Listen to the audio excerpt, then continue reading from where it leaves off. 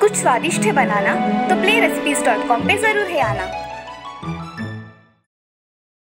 विलासपुर गांव में यशोदा नाम की एक गरीब विधवा औरत रहती थी। उसने 2 देसी गायें पाली थी। यशोदा का एक 20 साल का बेटा था। उसका नाम था जस्सी।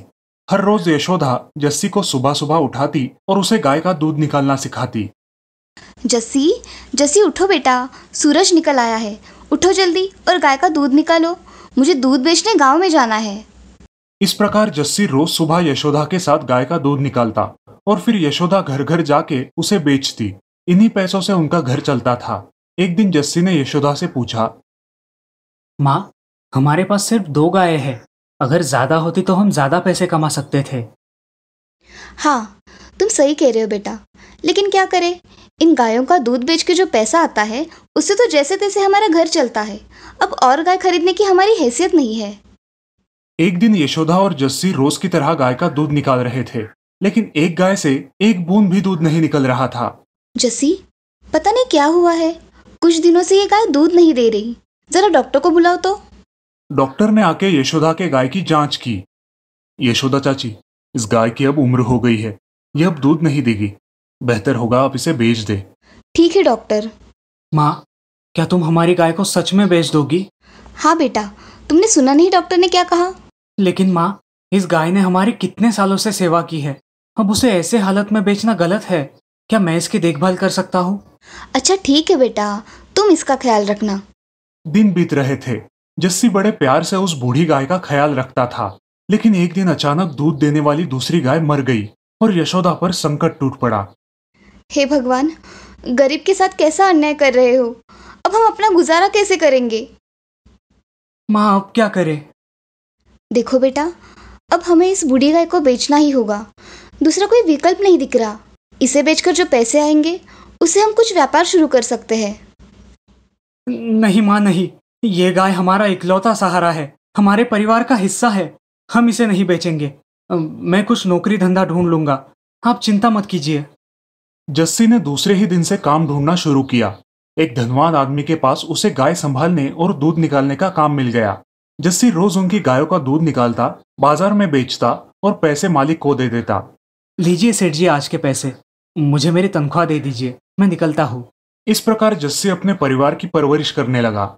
एक दिन जब वो अपने घर की बूढ़ी गाय को घास डाल रहा था, तब उसे एक अजीब सी आवाज सुनाई दी। आवाज सुन के जस्सी डर गया और यहाँ वहां देखने लगा। देखो जस्सी, यहाँ देखो, जिसे तुम खाना खिला रहे हो मैं वही गाय हूँ। क्या? हाँ, देखो, मैं एक जादुई गाय हूँ और तुम्हारी सेवा से संतुष्ट हुई हूँ। मैं तुम्हें रोज एक बूंद दूध दूंगी। वो बूंद तुम जिस पतीली या बर्तन में डालोगे वो बर्तन दूध से भर जाएगा। ये बात सुनकर जस्सी खुश हो गया। अगले दिन जस्सी ने गाय का एक बूंद दूध बड़ी सी पतीली में डाला। कुछ ही क्षण में वो बड़ी पतीली ताजे दूध से भर गई। ये देख यशोदा फूले नहीं समाई। बस उसी दिन से जस्सी गांव गांव जाके दूध बेचने लगा। धीरे धीरे उसका व्यापार बढ़ गया।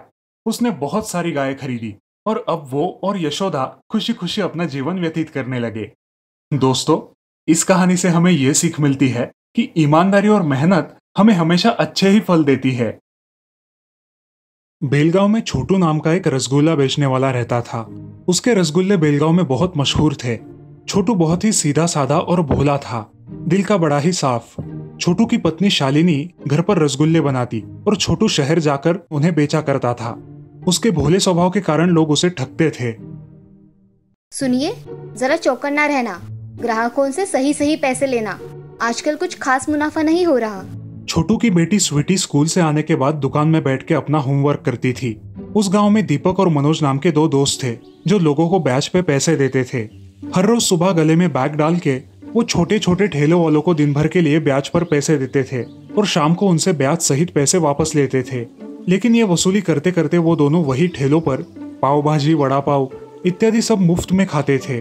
बेचारे छोटे व्यापारी कुछ नहीं कह पाते थे। एक दिन वो दोनों छोटू के रसगुल्ले की दुकान पर आए। सुना है इसके रसगुल्ले बड़े स्वादिष्ट होते हैं, लेकिन इसने अभी तक हमसे पैसे उधार लिए नहीं है। हाँ पता है, और हमें तो खरीदी हुई कोई भी चीज हजम नहीं होती। लेकिन तुम टेंशन मत लो, सुना है ये रसगुल्ले वाला दिमाग से हल्का है, उल्लू है। ऐसा कहकर मनोज दीपक के कान में कुछ फुसफुसाया। फिर दोनों जोर से हंसे। दोनों एक दूसरे को ताली देकर छोटू की दुकान पर आए। नमस्कार, सुना है आपके दुकान के रसगुल्ले बड़े स्वादिष्ट हैं। गांव वालों ने बहुत तारीफ की। हमें 4-4 रसगुल्ले दीजिए ना, जरा हम भी तो देखें क्या खास बात है आपके रसगुल्लों में। छोटू ने खुश होकर दोनों को रसगुल्ले खिलाए। वाह वाह, क्या बात है, इतने बढ़िया रसगुल्ले मैंने आज तक नहीं खाए, और 4-4 देना। छोटू ने उन्हें और रसगुल्ले खिलाए। 4-4 करते करते दोनों ने दुकान के लगभग आधे रसगुल्ले खा डाले। छोटू ने हिसाब किताब किया और उन्हें बताया, पूरे 550 रुपए हुए हैं जी। तभी मनोज ने छुपके से अपनी जेब में से एक मरा हुआ कॉकरोच निकाला और अपनी प्लेट में रखा और चिल्लाने लगा, रुको रुको, ये देखो, इसके रसगुल्ले में कॉकरोच है। छी छी छी, थू थू। ओह, क्यों बे, तेरी दुकान में कॉकरोच है और ऐसे गंदे स्वीट लोगों को खिलाता है? रुक, मैं अभी फूड इंस्पेक्टर को बुलाता हूँ और तुम्हारी दुकान बंद करवाता हूँ। नहीं नहीं साहब, ऐसा मत कीजिए, मेरा परिवार रास्ते पे आ जाएगा। ऐसा मत कीजिए, मैं आइंदा से पूरा ध्यान रखूंगा। मैं आपके पैर पड़ता हूँ साहब। ठीक है, इतना गिड़गिड़ा रहे हो तो इस बार छोड़ देता हूँ, लेकिन दोबारा ऐसा मत करना। दीपक और मनोज वहां से चले गए और छोटू ने राहत की सांस ली। अगले ही दिन दोनों फिर से छोटू की दुकान पर आए। छोटू दादा, ये मनोज आपका अपमान कर रहा है। कहता है कि आपके दुकान के सिर्फ 4 ही रसगुल्ले खाए जा सकते हैं और उससे ज्यादा खाएंगे तो उल्टी हो जाएगी। लेकिन मैंने कहा नहीं भाई, 15-20 तो आराम से खा सकते हैं। मेरे साथ बहस करने लगा। अब आप ही बताइए, मैं सही हूँ या ये? दीपक की बातें सुन के छोटू ताव में आ गया। आप ही सही हो साहब, मेरी पत्नी के हाथों में जादू है, जादू। जितने चाहो उतने रसगुल्ले खा सकते हो, एक खाओ तो और खाने का दिल करता है, चाहो तो आजमा लो। दीपक और मनोज ने एक दूसरे को देखा। छोटू उन्हें रसगुल्ले देता गया और वो खाते गए। आखिर जब छोटू ने हिसाब किया, टोटल 650 रुपए हुए हैं साहब। क्या बकवास करते हो, तुमने शर्त लगाई थी इसलिए हम खाते गए, अब हम क्यों दे पैसे? अरे वाह भाई, भलाई का तो जमाना ही नहीं रहा। चलो दीपक। ऐसा कहकर दोनों हंसते हंसते वहां से निकल गए। वैसे तो साहब ठीक कह रहे थे, शर्त मैंने ही लगाई थी। इस तरह दीपक और मनोज रोज वहां आते, कोई ना कोई कहानी बनाते और छोटू को मूर्ख बनाकर फोकट में रसगुल्ले खाकर वहां से चले जाते। ये सब वही पास में बैठकर पढ़ाई करने वाली स्वीटी देखती थी। एक दिन घर पर शालिनी ने छोटू से कहा, सुनिए, आपके दुकान में रसगुल्ले की अच्छी बिक्री हो रही है, लेकिन पैसे क्यों कमा रहे हैं घर पर? ऐसे ही चलता रहा तो गुजारा कैसे होगा? क्या बात है, अगर आपको धंधा नहीं जम रहा तो मजदूरी करके घर चलाएंगे। पिताजी की कोई गलती नहीं है माँ। दुकान में रोज 2 लोग आते हैं और रसगुल्ला खाकर बिना पैसे दिए चले जाते हैं। वो दोनों पिताजी को ठग रहे हैं और पिताजी को कुछ समझ ही नहीं आ रहा। ऐसा कहकर स्वीटी ने सारी पिछली बातें शालिनी को बता दी। अगले दिन दीपक और मनोज वापस छोटू की दुकान पर आए। 4-4 रसगुल्ले देना भाई। तभी शालिनी अपनी गांव की 5-6 सहेलियों के साथ वहां आई। वे औरतें भी रसगुल्ले खाने लगी। इतने में छोटू चिल्लाया, गल्ले के 10,000 रुपए गायब है। सभी लोग एक दूसरे को देखने लगे। दीपक और मनोज भी चकरा गए। तभी शालिनी की एक सहेली चिल्लाई और दीपक की ओर इशारा करते हुए बोली, वो देखो, उन्होंने निकाले हैं, उनकी थाली में है। हाँ, हमने भी देखा है, इसी आदमी ने चुराए हैं 10,000 रुपए। अजी देख क्या रहे हो जी? पुलिस को फोन करके यहाँ बुलाओ, इतने लोग गवाह है, अब ये यहाँ से बच के नहीं जा सकते। शालिनी की बात सुन के दीपक और मनोज समझ गए कि सब क्या चल रहा है, लेकिन वे कुछ नहीं कर सकते थे। वे चुपचाप छोटू को 10,000 रुपए देकर वहां से निकल गए। उस दिन के बाद दीपक और मनोज ने किसी भी ठेले पे मुफ्त का खाना नहीं खाया और हमेशा के लिए सुधर गए। दोस्तों, इस कहानी से हमें ये सीख मिलती है कि हमें हमेशा चौकन्ना रहना चाहिए, ना ही किसी को ठगना चाहिए और ना ही किसी और को हमें ठगने देना चाहिए। कानपुर नाम के गांव में एक रघु नाम का हलवाई रहता था। वो बहुत ही मेहनत करता था।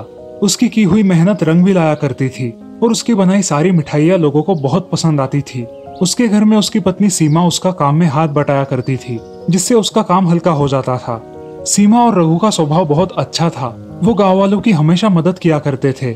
ये सब उस गाँव के हरिया को अच्छा नहीं लगता था। उसे बहुत जलन होती थी। ऐसे ही एक दिन, अरे रघु, आज मुझे कुछ पैसे दे दो ना, मुझे कुछ पैसों की मदद हो जाती तो बहुत अच्छा होता। तुम्हें पैसे किसके लिए चाहिए? जुआ खेलने के लिए? अरे नहीं, जरा मजबूरी थी इसीलिए चाहिए थे। अरे ऐसे जुआरी के लिए मेरे पास पैसे नहीं है जो घर वालों को बेच के खाए। चलो मैं चलता हूँ। ये सब सुन के हरिया बहुत ही आग बबूला हो जाता है।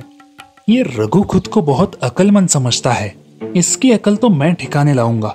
सबका मसीहा बना फिरता है और मैंने पैसे मांगे तो देता नहीं। अब देख तू मेरा कमाल। हरिया रघु पर नजर रखने लगा। एक दिन रघु बैंक से पैसे निकालने गया था। हरिया चेहरे पर मास्क लगाकर अपनी गाड़ी पर बैठा उसका इंतजार करने लगा।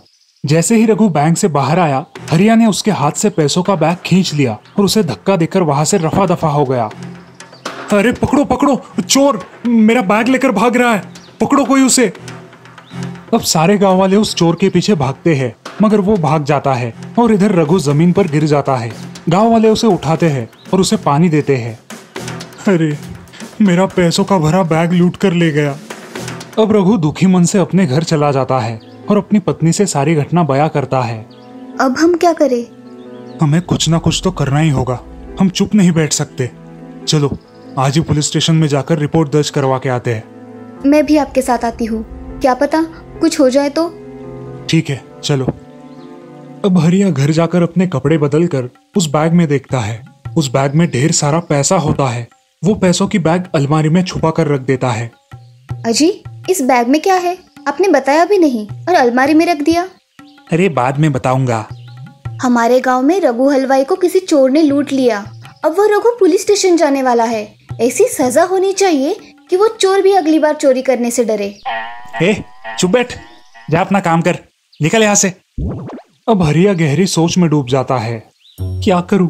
अगर ये रघु पुलिस के पास गया और उन्होंने मुझे पकड़ लिया तो मेरा भांडा फोड़ हो जाएगा। अब मैं क्या करूं? इस रघु का कुछ तो ठिकाना लगाना ही पड़ेगा। ऐसा कहकर वो मन ही मन में रघु को मारने की साजिश करता है और शाम को ही अपने गांव के बाहर जाकर खड़ा हो जाता है। जब रघु और उसकी पत्नी पुलिस स्टेशन जा रहे होते हैं, हरिया चेहरे पे कपड़ा बांधे हुए आता है और रघु और उसकी पत्नी सीमा को मार डालता है और चुपचाप वहाँ से निकल जाता है। यहाँ रघु और सीमा भूत बन जाते हैं। अरे क्या हुआ है आपको? आप ऐसे नीचे गिरे हो? अरे तुम भी तो जमीन पर पड़ी हुई हो, और हम दोनों को इतनी बेरहमी से किसने मारा होगा? मगर सोचने की बात है, हमने किसी का क्या बिगाड़ा था? हमें क्यों मार डाला? अब सारे गांव वाले उन दोनों की लाशों का अंतिम संस्कार करते हैं। इधर हरिया झूठे कागजात बनाकर रघु का घर और दुकान हड़प लेता है। अरे ये दुकान रघु की है, तुम्हारी नहीं, समझे? चलो भागो यहाँ से। सुन लो गांव वालों, ये सब रघु कल मुझे बेचने आया था और मैंने इसे और इसके घर को भी खरीद लिया है। तुम्हारे पास इतने पैसे कहाँ से आए? अरे चाचा, लोन निकाला है इसलिए ले पाया। हरिया की बात पर विश्वास रखकर गांव वाले वहां से चले जाते हैं। इधर रघु और सीमा भूत बनकर गांव में आते हैं। रघु देखता है कि उसकी मिठाई की दुकान पर अब हरिया खड़ा होकर मिठाई बेच रहा है। कितने की चाहिए मिठाई? 50 रुपए की दे दो। ये तो हरिया है, ये कैसे हमारी दुकान पर? और घर में भी उसके बीवी बच्चे। ये क्या हो रहा है? मुझे तो कुछ समझ नहीं आ रहा। अब रघु और सीमा अपने दुकान के पास जाकर उसकी बातें सुन लेते हैं। अच्छा हुआ मैंने दोनों को मार डाला, हर रोज की टेंशन से तो छुटकारा मिल गया हमेशा के लिए। सीमा, इसने हमें मारा है और इसी ने ही हमारे पैसे चुराए होंगे। इस हरिया को नहीं छोड़ूंगी मैं अब।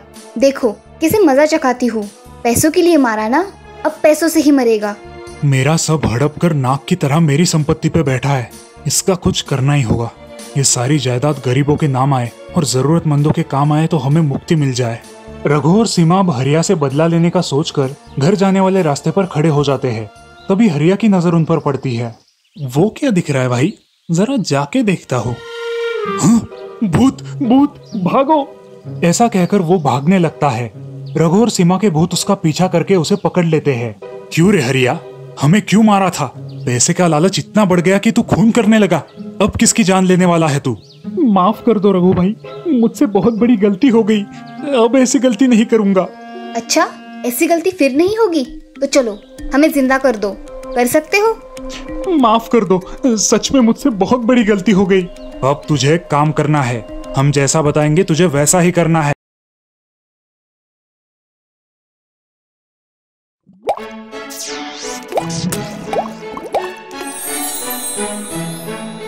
कुछ स्वादिष्ट है बनाना तो playrecipes.com पे जरूर है आना। कानपुर नाम के गांव में एक रघु नाम का हलवाई रहता था। वो बहुत ही मेहनत करता था। उसकी की हुई मेहनत रंग भी लाया करती थी और उसकी बनाई सारी मिठाइयाँ लोगों को बहुत पसंद आती थी। उसके घर में उसकी पत्नी सीमा उसका काम में हाथ बटाया करती थी, जिससे उसका काम हल्का हो जाता था। सीमा और रघु का स्वभाव बहुत अच्छा था। वो गांव वालों की हमेशा मदद किया करते थे। ये सब उस गांव के हरिया को अच्छा नहीं लगता था। उसे बहुत जलन होती थी। ऐसे ही एक दिन, अरे रघु, आज मुझे कुछ पैसे दे दो ना। मुझे कुछ पैसों की मदद हो जाती तो बहुत अच्छा होता। तुम्हें पैसे किसके लिए चाहिए? जुआ खेलने के लिए? अरे नहीं नहीं, जरा मजबूरी थी इसीलिए चाहिए थे। अरे ऐसे जुआरी के लिए मेरे पास पैसे नहीं है जो घर वालों को बेच के खाए। चलो मैं चलता हूँ। ये सब सुन के हरिया बहुत ही आग बबूला हो जाता है। ये रघु खुद को बहुत अक्लमंद समझता है। इसकी अकल तो मैं ठिकाने लाऊंगा। सबका मसीहा बना फिरता है और मैंने पैसे मांगे तो देता नहीं। अब देख तू मेरा कमाल। हरिया रघु पर नजर रखने लगा। एक दिन रघु बैंक से पैसे निकालने गया था। हरिया चेहरे पर मास्क लगाकर अपनी गाड़ी पर बैठा उसका इंतजार करने लगा। जैसे ही रघु बैंक से बाहर आया, हरिया ने उसके हाथ से पैसों का बैग खींच लिया और उसे धक्का देकर वहां से रफा दफा हो गया। अरे पकड़ो पकड़ो, चोर मेरा बैग लेकर भाग रहा है, पकड़ो कोई उसे। अब सारे गांव वाले उस चोर के पीछे भागते हैं, मगर वो भाग जाता है और इधर रघु जमीन पर गिर जाता है। गांव वाले उसे उठाते हैं और उसे पानी देते हैं। अरे मेरा पैसों का भरा बैग लूट कर ले गया। अब रघु दुखी मन से अपने घर चला जाता है और अपनी पत्नी से सारी घटना बयां करता है। अब हम क्या करें? हमें कुछ ना कुछ तो करना ही होगा। हम चुप नहीं बैठ सकते। चलो आज ही पुलिस स्टेशन में जाकर रिपोर्ट दर्ज करवा के आते हैं। मैं भी आपके साथ आती हूँ, क्या पता कुछ हो जाए तो। ठीक है चलो। अब हरिया घर जाकर अपने कपड़े बदलकर उस बैग में देखता है। उस बैग में ढेर सारा पैसा होता है। वो पैसों की बैग अलमारी में छुपा कर रख देता है। अजी, इस बैग में क्या है? आपने बताया भी नहीं और अलमारी में रख दिया। अरे बाद में बताऊंगा। हमारे गांव में रघु हलवाई को किसी चोर ने लूट लिया। अब वो रघु पुलिस स्टेशन जाने वाला है। ऐसी सजा होनी चाहिए कि वो चोर भी अगली बार चोरी करने से डरे।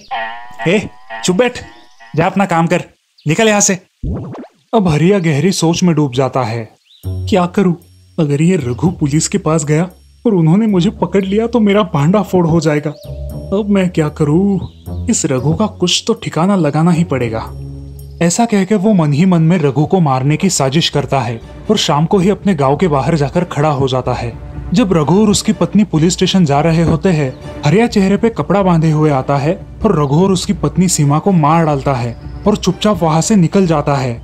यहाँ रघु और सीमा भूत बन जाते हैं। अरे क्या हुआ है आपको? आप ऐसे नीचे गिरे हो? अरे तुम भी तो जमीन पर पड़ी हुई हो। और हम दोनों को इतनी बेरहमी से किसने मारा होगा? मगर सोचने की बात है, हमने किसी का क्या बिगाड़ा था? हमें क्यों मार डाला? अब सारे गांव वाले उन दोनों की लाशों का अंतिम संस्कार करते हैं।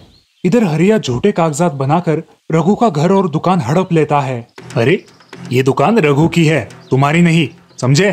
चलो भागो यहाँ से।